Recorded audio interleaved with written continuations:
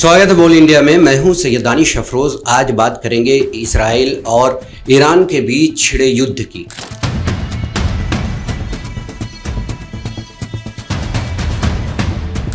क्योंकि इजराइल अब दुनिया में ऐसा बर्ताव कर रहा है जैसे कोई बेलगाम ताकत हो, जिसे न कानून का डर है न इंसानियत की परवाह। वो जब चाहे, जिस पर चाहे, जहां चाहे हमला कर दे रहा है। कुछ वैसा ही हाल है जैसे कोई पागल कुत्ता सड़क पर झपट मारे और सब उससे दूर हो जाए। इस बार इजराइल ने ईरान पर जो हमला किया है वह सिर्फ एक फौजी कार्रवाई नहीं है, बल्कि खुले तौर पर जंग है। इजराइल ने करीब 200 से ज्यादा लड़ाकू विमानों से ईरान के कई सैन्य ठिकानों, परमाणु सुविधाओं और वरिष्ठ अधिकारियों को निशाना बनाया है। यह हमला तेहरान, तब्रेज, नतांज और शिराज समेत ईरान के कई शहरों में हुए हैं और अब तक ये हमले जारी हैं। ईरान के सरकारी मीडिया के मुताबिक इस हमले में कम से कम 78 लोग मारे गए हैं और 329 से ज्यादा घायल हुए हैं, जिसमें आम शहरी भी शामिल हैं और 3 बच्चे की मौत की भी खबर है। मारे गए लोगों में ईरानी सेना के chief of staff Mohammad Bagheri, revolutionary guard के commander Hossein Salami, aerospace commander अमीर अली हाजीजादा और कई वरिष्ठ परमाणु वैज्ञानिक शामिल हैं। जवाब में ईरान ने भी इजराइल पर 800 से ज्यादा ड्रोन और मिसाइल भेजे हैं। इनमें शहीद 136 जैसे आत्मघाती ड्रोन भी शामिल थे। इजराइल, जॉर्डन और इराक ने इन ड्रोन मिसाइल को अपनी सीमा में रोक लिया। ईरान ने इजराइल को सख्त जवाब देने की चेतावनी दी। इस दौरान खबर यह भी है कि कई ईरान के जवाबी हमले के डर से नेतन्याहू कहीं फरार हो गया है, यानी किसी गुप्त स्थान पर हवाई जहाज से उसे जाते हुए देखा गया है।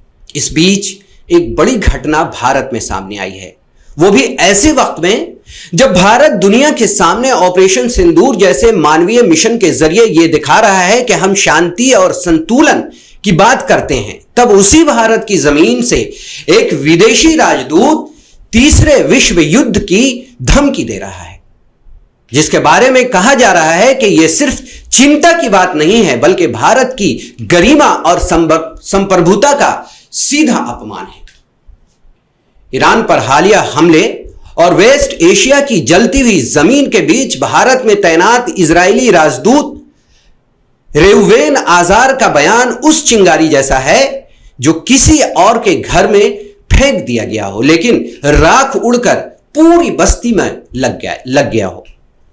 एएनआई पॉडकास्ट में आजार ने जिस बेशर्मी से ऑपरेशन राइजिंग लायन को जायज ठहराया और ईरान, पाकिस्तान और उत्तर कोरिया को पर बैलिस्टिक मिसाइल परमाणु बनाने का आरोप मढ़ा, वो केवल एक राजनयिक की जुबान नहीं है, बल्कि एक राजकीय धमकी मानी जा रही है।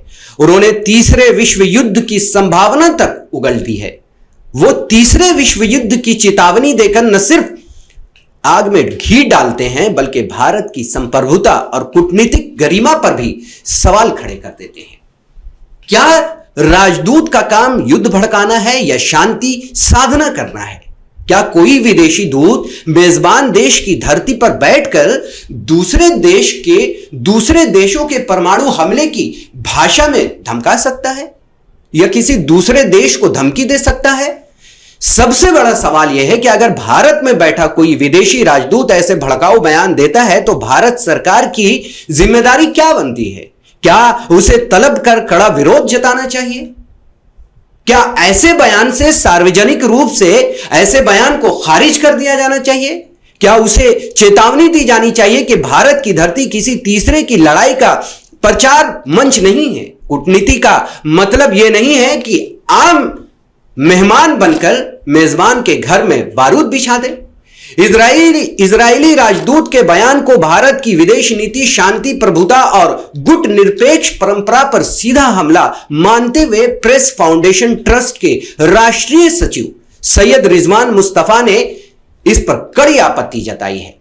उन्होंने पीएमओ, एनआईए, विदेश मंत्रालय और सूचना प्रसारण मंत्रालय को एक औपचारिक पत्र भेजकर न केवल इस बयान की निंदा की है, बल्कि उन्होंने इजरायली राजदूत को खतरनाक डिप्लोमेट बताते हुए भारत से निष्कासन की मांग की है और एनआई द्वारा प्रसारित उस पॉडकास्ट को फौरन रोकने की अपील की है, जो देश की आंतरिक शांति और कूटनीतिक संतुलन की जड़ें हिला सकता है। क्योंकि जब सांप को दूध पिलाया जाता है तो वो आस्तीन में डस लेता है।